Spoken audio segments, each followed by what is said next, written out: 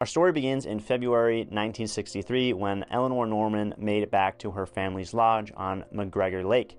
She was checking up on her parents, Richard and Alice Easton, because they were not answering her phone calls. She lived about 30 miles away from them in Kalispell, Montana. Now, Richard and Allison owned a lodge or camp called Paradise Camp, which was relatively remote during February, one of the coldest months of the year, where travel and tourism was significantly down as it was more of a summer camp. Eleanor brought her son Marcus to help scope out the premises and check up on her parents. When they got to the McGregor Lake Paradise Camp, they found that the entire area was locked down.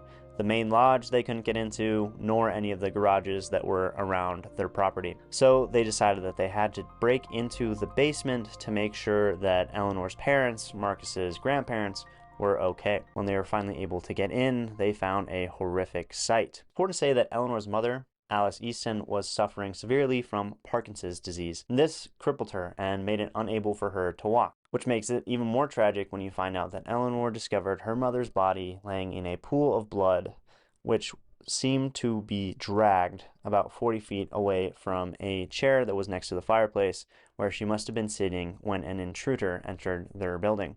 It was clear to Eleanor and Marcus that Alice had been dead for a couple of days, and from there they decided to call the proper authorities, which drove in from Kalispell to secure the rest of their property. The investigators were eventually able to get into one of the Easton's garages, where they found Richard Easton in a similar state to Alice.